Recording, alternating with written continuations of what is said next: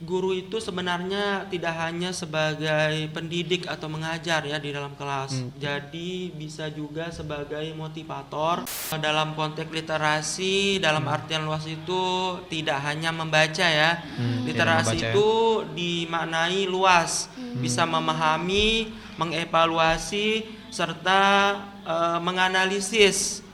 Dalam di era digital ini kan udah canggih ya. Nyari apa informasi atau sesuatu apapun itu sekarang mudah.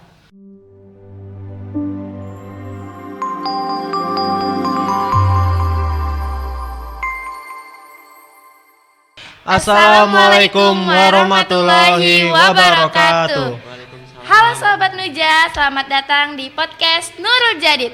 Cerdas berintegritas. Bersama saya Nasifa Wilia dan rekan saya. Angga Dwi Tama yang akan menemani teman-teman dalam beberapa waktu ke depan. Di tengah pesatnya teknologi dan yang didominasi oleh gawai dalam kehidupan sehari-hari, kita kebanyakan kalangan pelajar nih mengalami penurunan untuk minat dalam membaca nih. Padahal seperti yang kita tahu bahwa minat membaca atau literasi merupakan sebuah fondasi utama dalam komunikasi dan juga untuk menambah wawasan ke tingkat lanjut. Oleh karena itu kami mendatangkan seorang narasumber yang paham di bidang ini nih. Tanpa lama-lama lagi mari kita panggil Bapak Hermanto. Halo Pak Hermanto. Halo, Pak Hermanto. Oh, Sebelum masuk ke pertanyaannya nih Pak, alangkah baiknya untuk memperkenalkan diri kepada teman-teman yang sedang menonton. baik, sebelumnya saya ucapkan terima kasih banyak pada hari ini saya diundang untuk jadi narasumber podcast. Saya sekali lagi ucapkan terima kasih. Sebelumnya nama saya Hermanto. Saya mengampu dan diamanahkan di sini mengajar bahasa Indonesia di SMP Nurul Jadid semenjak tahun 2016.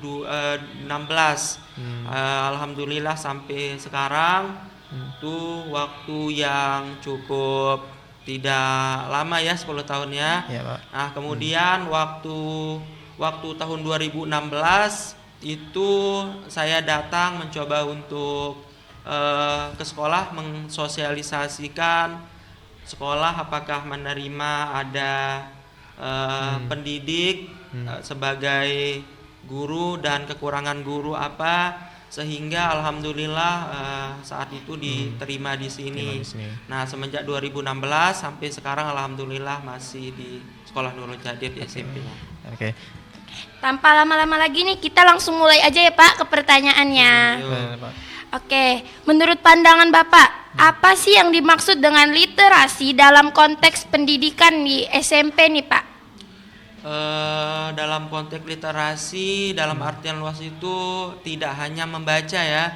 Literasi membaca ya. itu dimaknai luas, bisa memahami, mengevaluasi serta menganalisis apa yang dia lihat, dia baca, menurut pengalamannya. Itu merupakan bagian daripada literasi. Berarti tidak hanya membaca buku teks atau bacaan, melainkan dia juga bisa menonton TV atau lihat di berbagai informasi di media lainnya. Itu termasuk mengambil informasi atau menganalisis. Kemudian itulah juga yang disebut dengan menganalisis, memahami apa yang dia lihat, apa yang dia lakukan menurut pengalamannya, kemudian sejenis kehidupan sehari-hari lah, bisa dikatakan juga literasi. Makanya literasi ini mencakup maknanya luas, tidak hanya membaca sebuah bacaan teks kayak baca novel apa, enggak, melainkan ya memahami apa yang dia lihat, apa yang dia tonton, apa yang dia lakukan dalam kehidupannya gitu. Jadi begitu untuk literasi. Nah, bagaimana nih kondisi minat baca siswa SMP saat ini khususnya di era digital? Kondisi saat di era digital ini memang rendah ya. Karena kenapa? Karena manusia itu banyak diganti untuk gawe. Gawe itu kayak media sosial ya. Sosial. Nah, di era digital ini semakin pesat perkembangan zaman. Juga kan manusia ini untuk memudahkan dia untuk berinteraksi ya, berkomunikasi. berinteraksi, komunikasi dalam kehidupannya dan memudahkan. Nah, dalam di era digital ini kan udah canggih ya, nyari apa informasi atau sesuatu apapun itu sekarang mudah. Nggak kayak zaman kita dulu di zaman 90-an. Sekarang udah zaman di era digital itu mencari apapun, sesuatu apapun di era digital ini sangat mudah. Sangat Dikatakan mudah ya. sangat mudah, dimanapun dan kapanpun bisa diakses Iya. informasi itu. Jadi bagi saya ini cepat untuk perkembangan anak juga untuk mengambil informasi dari sebuah media. Karena digantikan sekarang pakai semua AI. alat-alatnya AI. Ada tugas pakai ini untuk cara cepat mudah dan menanya ketika hal yang lain dia tidak mengerti, maka itu tadi yang dipakainya AI atau lihat di internet atau media lainnya. Oke. Pak. Tadi kita sudah ngomongin nih kondisi Pak. Apa saja sekarang nih, apa saja nih faktor yang mempengaruhi tinggi rendahnya minat baca siswa Pak? Banyak sih faktor yang mempengaruhi minat bacanya rendah ya, terutama di kalangan keluarga di rumah. Mungkin di sekolah belajar iya aktif. Nah kalau sudah di rumah mereka itu minim sekali ya, karena mungkin kurangnya bahan bacaan, tidak punya buku, kemudian orang tua juga kurang. Makanya dari sisi di rumah keluarga itu seharusnya dibina atau dididik juga di rumah, karena di sekolah itu berapa jam kebanyakan waktunya di rumah. Seharusnya yang berperan penting itu orang tua. Orang tua. Ya karena kurangnya bahan-bahan untuk pendukung di rumah itu, maka seperti itulah kurang minat membaca. Faktornya banyak, karena tidak dianu sama orang tua, dibimbing. Orang tua mungkin sibuk juga kerja, kurangnya bahan bacaannya. Nah lebih ke main yang hal-hal yang tidak penting lah. Nah kira-kira seperti itu. Oke. Tadi baru faktor ya Pak. Sekarang jenis bacaan apa yang paling efektif untuk meningkatkan minat baca siswa SMP? Kalau minat baca SMP itu ini kan masa usianya remaja nih. Yang paling banyak digemari itu cerpen, cerita pendek, novel. Nah itu biasanya kayak menganalisis isi cerita, sinopsisnya seperti apa, kemudian tokoh-tokohnya seperti apa, alur ceritanya seperti apa. Nanti diambil ide pokoknya, dianukan kembali, disuruh ceritakan kembali. Ya, diceritakan kembali, disuruh juga membuat puisi, pantun. Kalau ada pelajaran yang berhubungan dengan membaca teks, seperti ya kayak yang tadi membaca novel, cerpen. Kemudian nanti dibawa untuk berkunjung ke perpustakaan biasanya. Ambil buku beberapa fiksi yang berkaitan dengan yang ada hubungannya dengan pelajaran hari itu. Nah nanti dia analisis, nanti ditanya baik per kelompok maupun per individu. Nah seperti itu. Nih, strategi apa sih yang Bapak terapkan dalam pembelajaran untuk menumbuhkan budaya literasi nih pada siswa-siswi Bapak? Kalau di sekolah kan, kalau pelajaran bahasa Indonesia nih, sebelum kita mulai belajar itu kita ada namanya literasi. Literasi itu memahami, mengevaluasi isi bacaan. Itu rentang waktunya 5 sampai 10 menit, tergantung banyak teks materi hari itu yang dibacanya.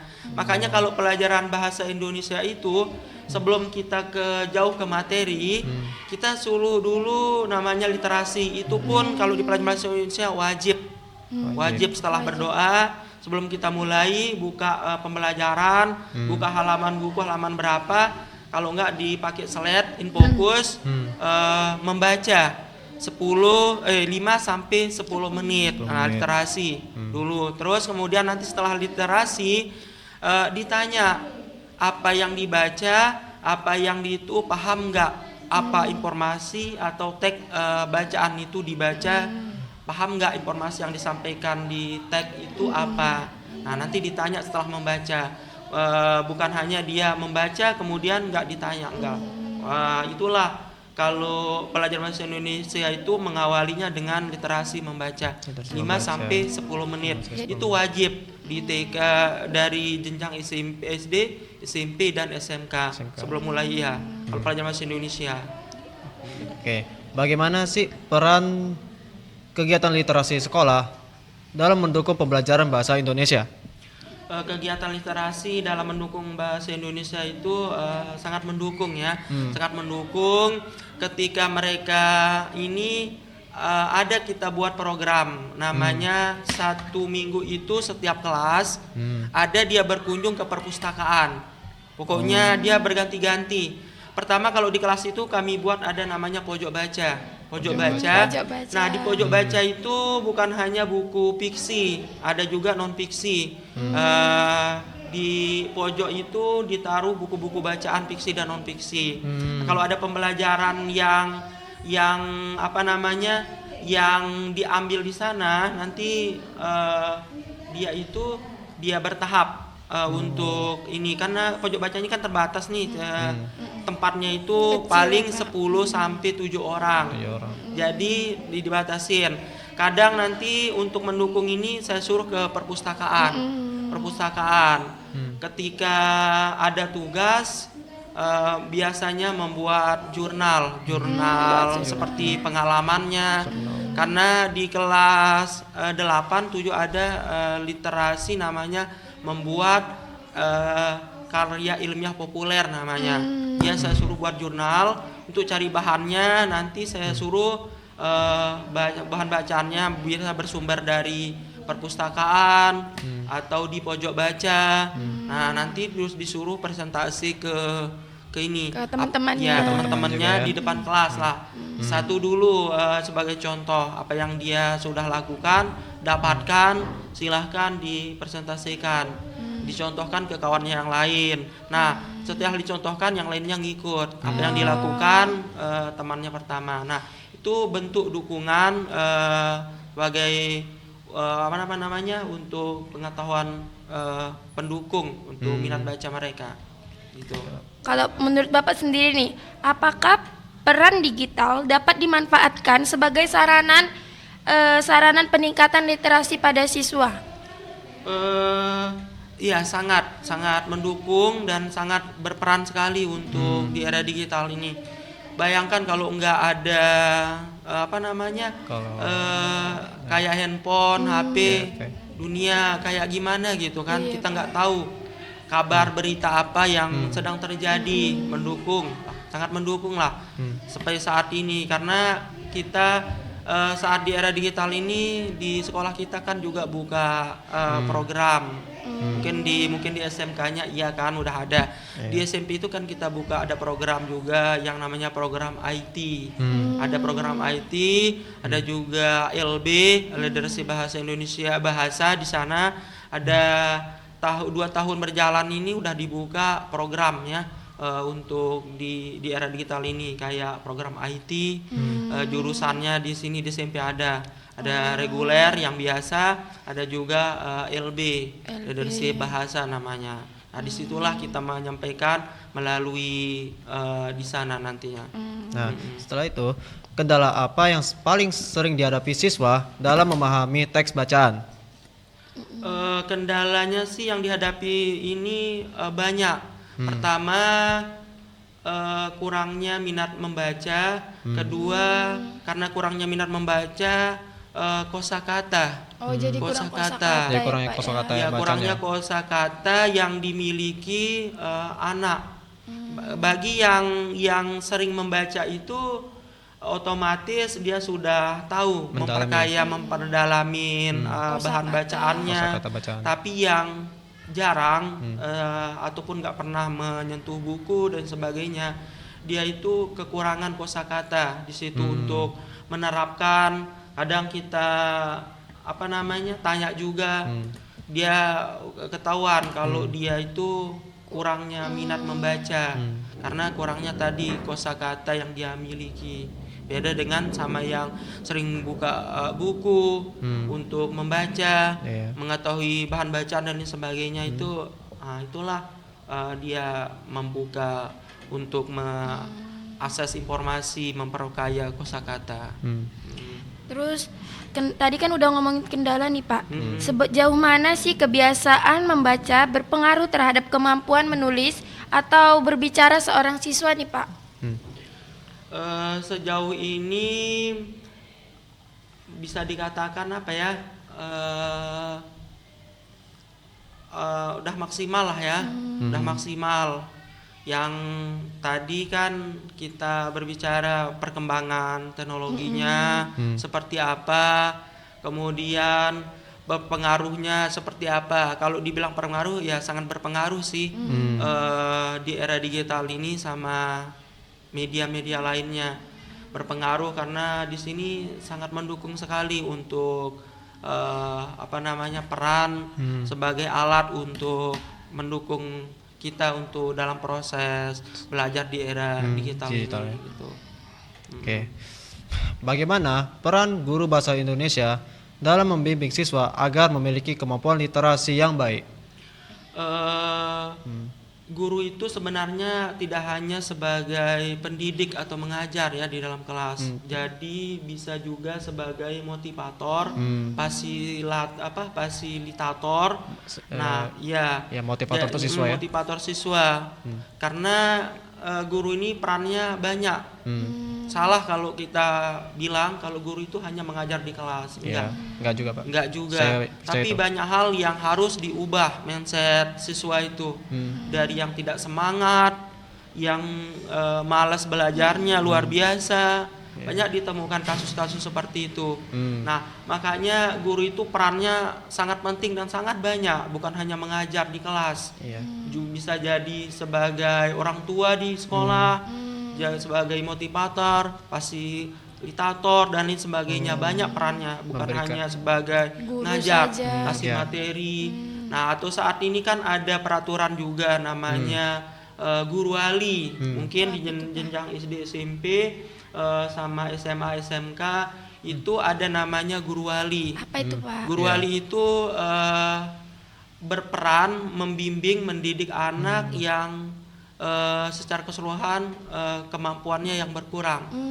Misalnya itu sekali atau 2 kali seminggu setelah pulang sekolah. Kayak les itu gitu. wajib privat. Jadi setiap guru mapel itu wajib sebagai guru wali. Fungsinya itu untuk penambahan jam pelajaran di luar pembelajaran untuk bagi anak yang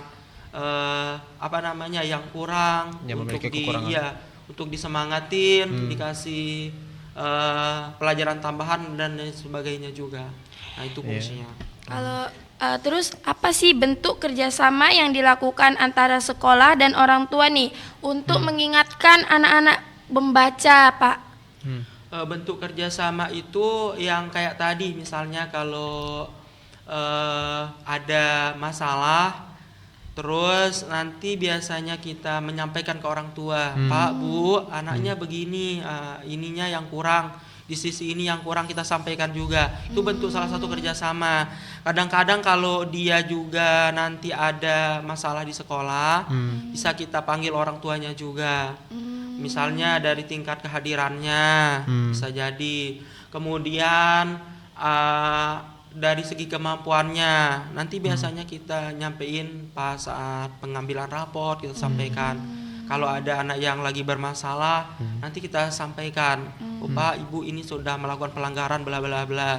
Ada juga nanti sering tidak mengumpulkan tugas misalnya. Nah, nanti kita terus kita sampaikan, mohon bimbingannya Bapak Ibu sebagai orang tua. Kalau di sekolah mungkin tanggung jawab kami sebagai orang tuanya juga. Nah, nanti kalau udah di rumah mungkin Bapak Ibu bisa ngontrol juga anak-anak untuk misalnya diingetin untuk buat tugas.